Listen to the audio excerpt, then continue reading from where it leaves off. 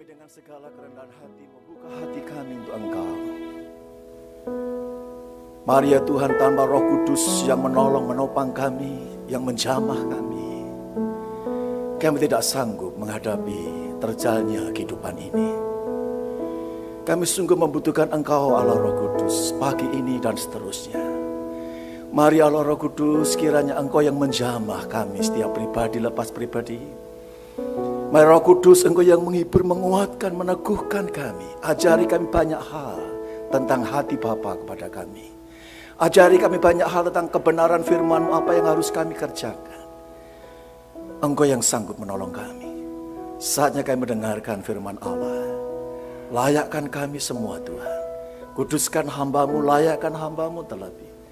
Supaya pemberitaan firman menyenangkan hati-Mu, menjadi berkat bagi kesemuanya. Pengurapan-Mu atas kami ya Tuhan. Berikanlah kami hikmat, pengetahuan, pewahyuan yang daripada-Mu. Kami serahkan pemberitaan firman ini ke dalam tangan kuasa-Mu. Di dalam nama Tuhan Yesus, kami sudah berdoa dan mengucap syukur. Haleluya. Amin. Amin. Puji Tuhan, Bapak Ibu, saudara yang terkasih dalam Tuhan. Kita bisa melewati pandemi yang hampir setahun ini. Kita dalam rahmat, anugerah, pertolongan, kuasa Tuhan. Itu semua karena kasih sayangnya. Terima kasih pada Tuhan yang sudah memberi kesempatan pada saya untuk menyampaikan firman Tuhan di tempat ini. Terima kasih Bapak Ibu Majelis dan hamba Tuhan yang memberi kesempatan juga untuk melayani tempat ini. Terpujilah nama Tuhan. Langsung saja ya, karena waktu saya cuma 30 menit. Ya, saya diberikan tema dipimpin oleh Roh. Ya, saya percaya ini adalah Roh Kudus. Ya. Mari kita buka Galatia pasal yang kelima ayat 16 sampai 26. Maksudku ialah, hiduplah oleh Roh, maka kamu tidak akan menuruti keinginan daging. Sebab keinginan daging berlawanan dengan keinginan Roh, dan keinginan Roh berlawanan dengan keinginan daging. Karena keduanya bertentangan, sehingga kamu setiap kali tidak melakukan apa yang kamu kehendaki. Akan tetapi jikalau kamu memberi dirimu dipimpin oleh Roh, maka tidak hidup di dalam hukum Taurat. Perbuatan daging telah nyata, yaitu percabulan, kecemaran, hawa nafsu, penyembahan berhala, sihir, perseteruan, perselisihan, iri hati, amarah, kepentingan diri sendiri, percederaan roh pemecah, kedengkian, kemabukan, pesta pura, dan sebagainya. Terhadap semuanya itu kuperingatkan kamu, seperti yang telah kubuat dahulu, bahwa barang siapa melakukan hal-hal yang demikian, ia tidak akan mendapat bagian dalam kerajaan Allah. Tetapi buah roh ialah kasih, sukacita, damai sejahtera, kesabaran, kemurahan, kebaikan, kesetiaan, kelemah lembutan, penguasaan diri. Tidak ada hukum yang menentang hal-hal itu. Barang siapa menjadi milik Kristus, ia menyalibkan daging dengan segala hawa nafsu dan keinginannya.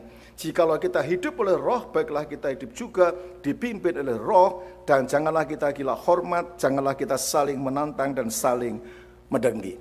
Sedang jemaat yang terkasih dalam Tuhan Yesus Kristus, kita tidak bisa menolak satu fakta bahwa dalam menjalani kehidupan kita sehari-hari, begitu banyak hal yang kita pikirkan, yang kita hadapi, banyak hal yang menjadi hambatan, tantangan di dalam kehidupan kita. Nah, kehidupan ini seperti itu memungkinkan terjadinya banyak gesekan-gesekan antara satu dengan yang lain. Apalagi dalam firman Tuhan mengatakan Amsal 27 ayat 17, besi menajamkan besi, manusia menajamkan sesama manusia.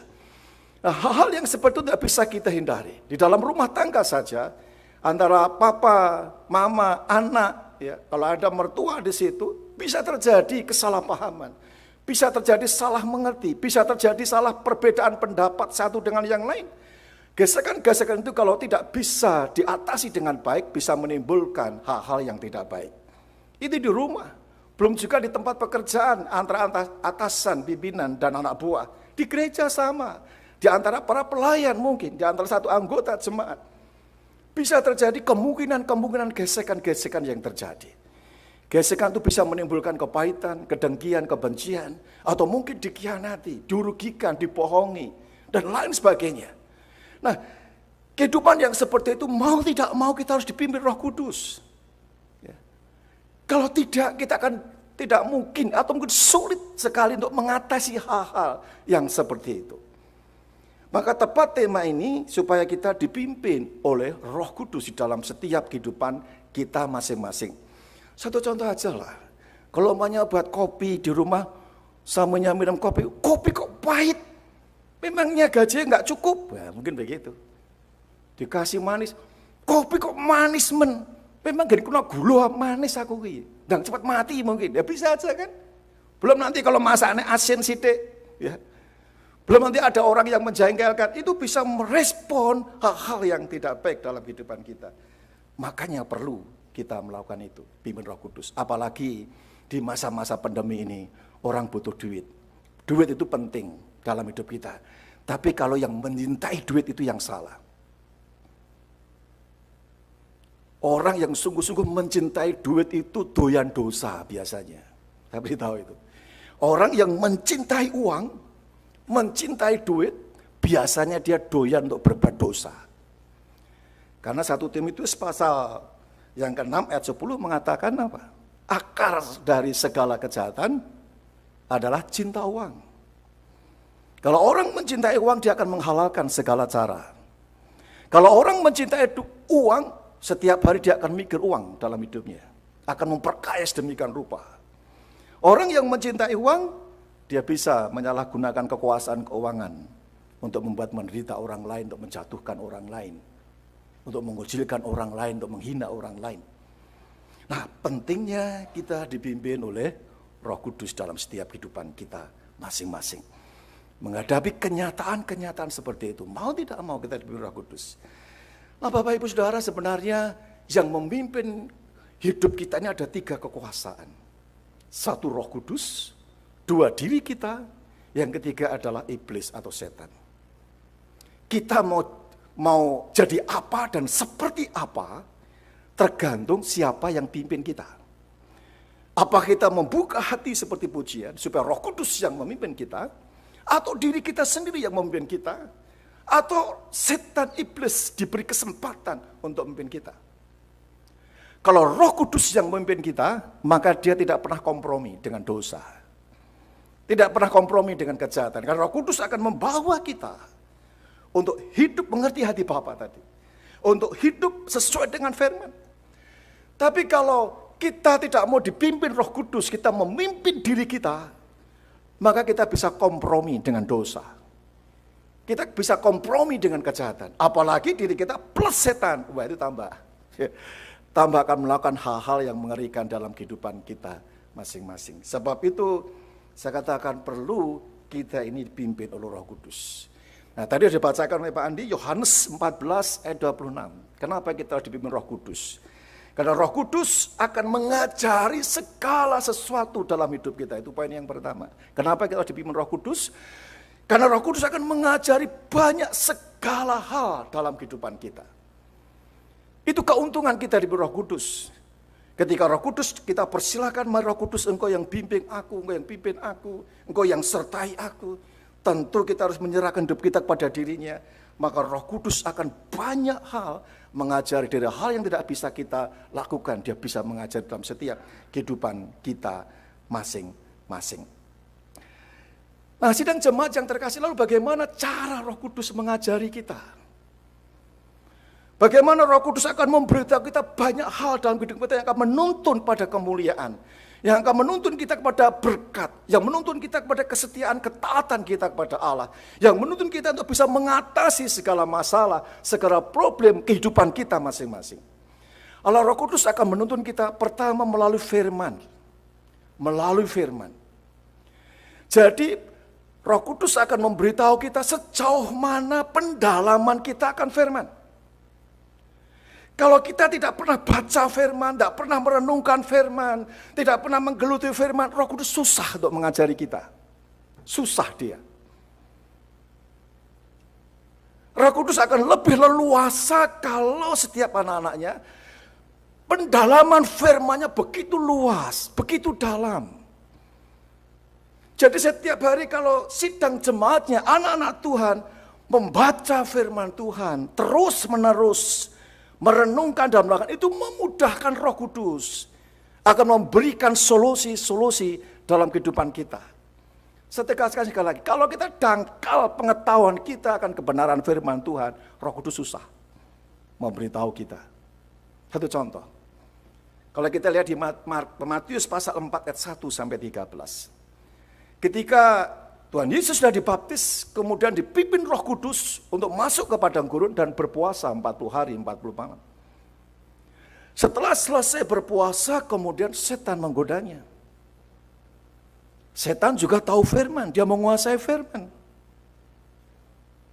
Dia pakai firman juga untuk menjatuhkan Yesus. Bukankah engkau anak Allah? Kan setan mengakui Yesus anak Allah.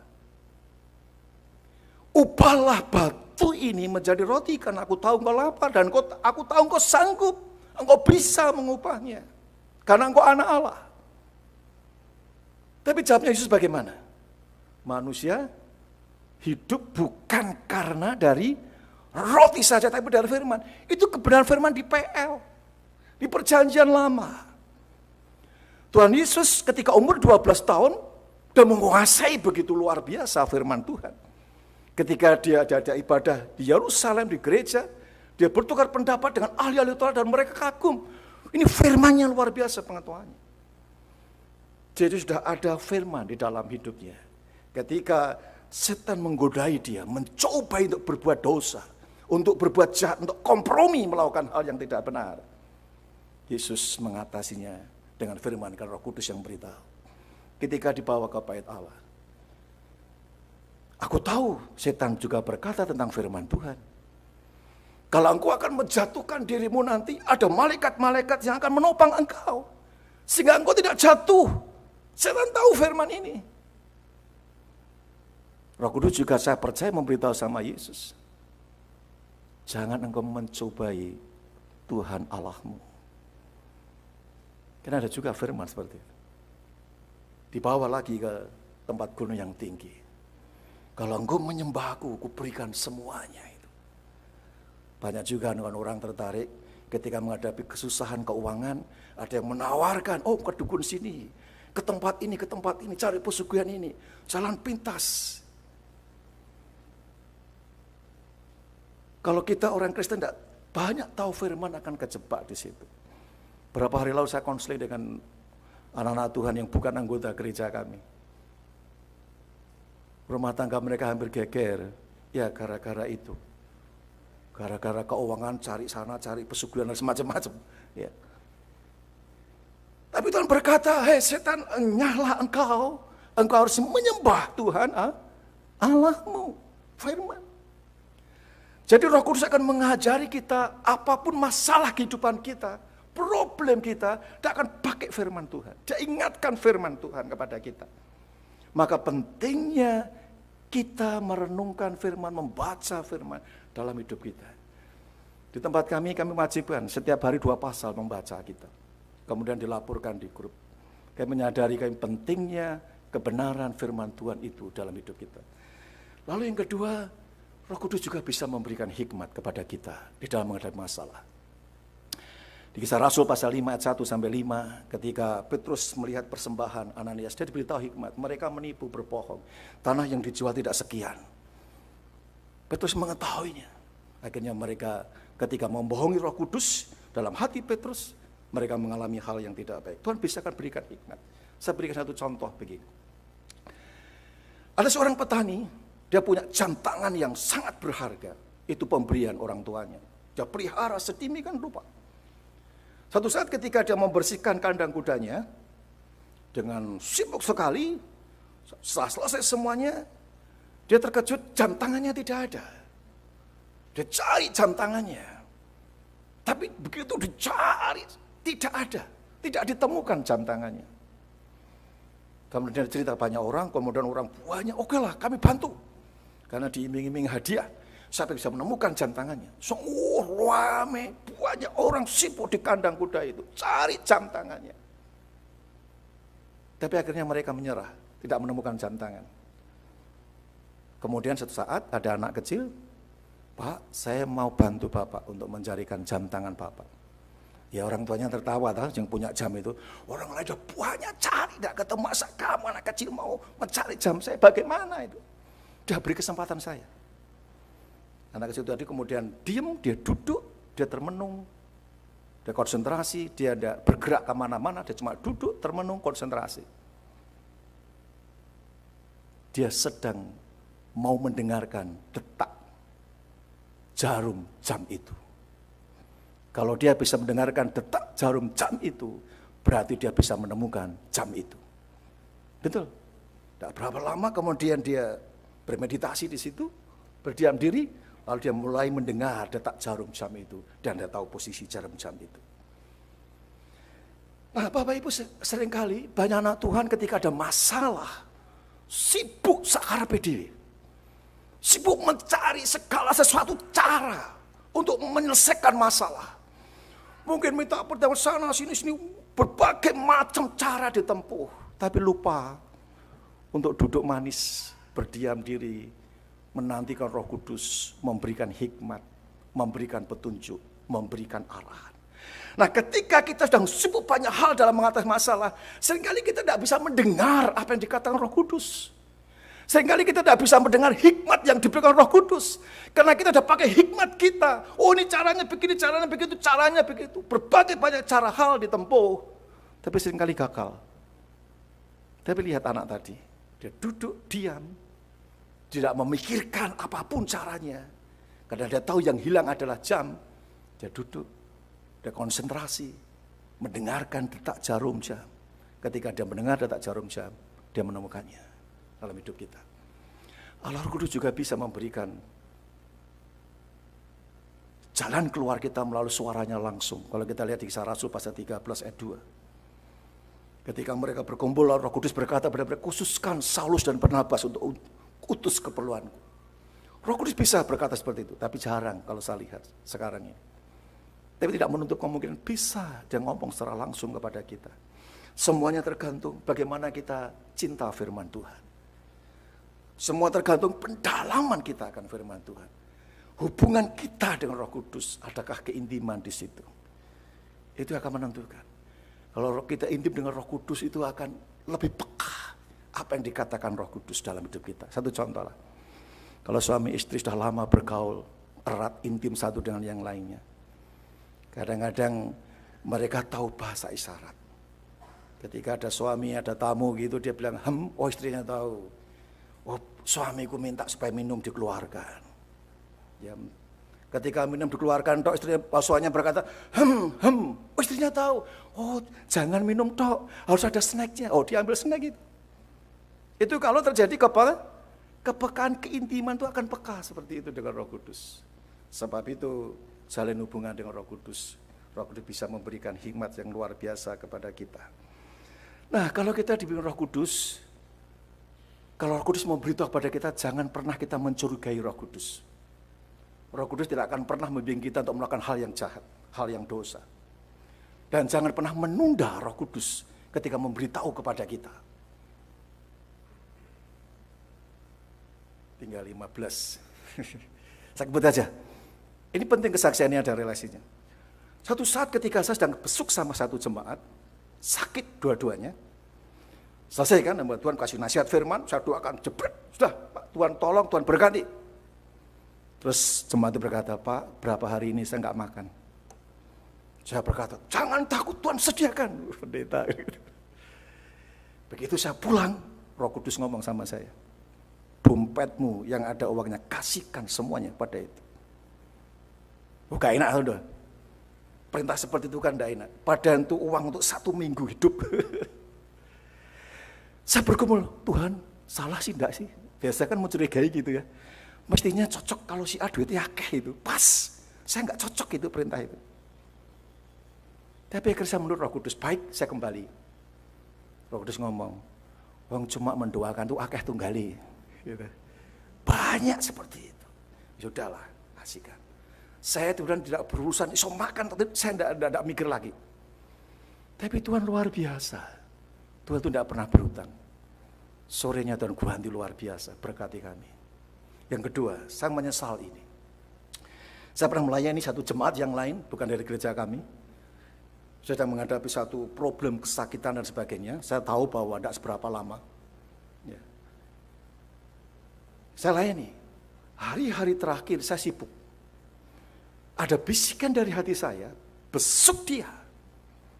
Tapi saya tidak melakukannya, saya menundanya. baru besok saya ke sana. Tapi sebelum besok ke sana, saya diberitahu dia dipanggil oleh Tuhan.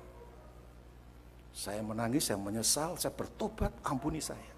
Mestinya di hari-hari terakhir saya bisa mempersiapkan dia sedemikian rupa. Tapi saya tidak mau datang, menundanya. Jadi ketika Roh Kudus memberitahu kepada kita, memberi nasihat, memberi petunjuk, jangan pernah kita mencurigai. Jangan pernah kita menunda. Pasti ada sesuatu yang Roh Kudus mau kerjakan dalam setiap kehidupan kita masing-masing. Sedang jemaat yang terkasih dalam Tuhan, poin yang selanjutnya adalah hidup Roh Kudus itu lebih baik daripada dipimpin diri kita, apalagi diri kita plus setan. Ya. Kalau kita lihat di Roma pasal yang 8 ayat kedua, ya, Roma pasal 8 ayat yang kedua,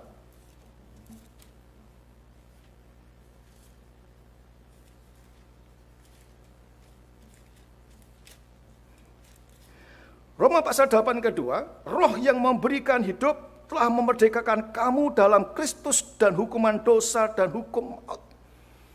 Kalau kita dipimpin Roh Kudus mengatakan dia akan memberi hidup kepada kita. Seperti hidup yang berkualitas, hidup yang bermutu, ya. Hidup yang akan menikmati arahan-arahan dari dia untuk menuju kemuliaan, untuk menuju kepada kebaikan, berkat dalam kehidupan kita. Bahkan memerdekakan kamu dalam hal apa? Dalam segala hal. Ketika orang-orang dalam permasalahan apapun dalam hidupnya, ketika Roh Kudus memimpinnya, dia tidak ditekan, tidak dikuasai oleh masalah. Dia dalam kemerdekaan percaya Tuhan selesaikan. Itu keuntungan kalau kita dipimpin oleh Roh Kudus dalam setiap kehidupan kita masing-masing. Bahkan Roh Kudus dalam pasal 8 ayat 6 mengatakan akan mengaliri sejahtera, memberikan sejahtera dalam kehidupan kita. Damai sejahtera itu sangat penting. Orang lebih panik, mudah kacau, mudah bingung ketika ada masalah yang pelik dalam hidupnya. Tetapi orang yang dikuasai Roh Kudus, semua tidak membuat dia panik. Tidak membuat dia bingung, karena ada damai sejahtera yang meyakinkan dirinya, Allah pasti campur tangan. Allah pasti menolong, Allah pasti akan selesaikan. Nah, ketika kita berkata seperti itu, damai sejahtera. Sekalipun persoalan belum terselesaikan. Roh Kudus akan berikan kekuatan damai seperti itu dalam kehidupan kita. Kalau kita mau berserah pada Roh Kudus. Kemudian kalau kita baca tadi Galatia pasal 5. Roh Kudus memberikan buah-buah roh yang luar biasa. Yang memberkati kita, yang menyenangkan hati Allah. Karena buah-buah roh tidak ada yang menentang siapapun dalam hidup ini. Dan itu disukai oleh Allah. Ketika kita menghasilkan buah-buah roh, itu memuliakan Allah, menyenangkan hati Allah. Kalau Allah disenangkan melalui hidup kita, percayalah, dia akan sibuk dengan kita untuk menyatakan hal yang baik dalam setiap kehidupan kita masing-masing. Itu keuntungan di Roh Kudus. Tapi kalau kita dipimpin oleh hidup kita sendiri, diri kita sendiri, atau dengan setan, ya, pertama itu menuju kepada kematian, penderitaan, kesusahan. Yang kedua, kalau kita lihat di Roma pasal 7 ayat 19-20, manusia kita inginnya berbuat yang baik, tapi yang terjadi bukan yang baik yang kita lakukan. Simpel aja satu contoh. Seandainya Bapak Ibu sudah punya ketetapan hati, aku mau sumbang gereja ini. Tapi tahu-tahu panitia pembangunan ada yang menyakiti hatinya. Kira-kira disumbang dia apa orang? Halo? Jangan aku tak siap kayak gue deh. Tapi aku dulu panitia pembangunan kok mengecewakan, menyakiti aku. Kira-kira lanjut enggak? Ingin hati berbuat baik kan? Ingin berbuat sesuatu yang terbaik. Tapi ketika ketemu seperti ini, kalau kita nggak dipimpin Roh Kudus, nah kita nggak akan lakukan itu. Buat apa? Ben rasain dia. Dan ini kurang kuapok. Bisa aja seperti itu. Bisa, kalau kita nggak dipimpin Roh Kudus, kalau kita dipimpin diri kita. Karena kecenderungan manusia kan seperti itu. Ingin berbuat baik, tapi kenapa yang dilakukan tidak baik? Ya karena kuasa dosa. Karena iblis setan atau diri kita yang memimpin kita. Tapi biarlah kita menyerahkan Roh Kudus. Dan saya percaya ketika Roh Kudus, kita akan terus lakukan itu. Saya berikan untuk Tuhan, bukan untuk dia. Bukan supaya dia sukses jadi panitia pembangunan. Tapi saya mencintai Tuhan, mencintai rumah Tuhan. Nah, ketika kita seperti itu, kita akan berikan itu dengan sukacita. Dan itu kemenangan yang luar biasa dalam kehidupan kita masing-masing. Yang terakhir, saudara. Yang terakhir. Ketika kita dipimpin Roh Kudus, maka Roh Kudus itu akan membawa kita untuk tidak memperhatikan kepentingan kita terus.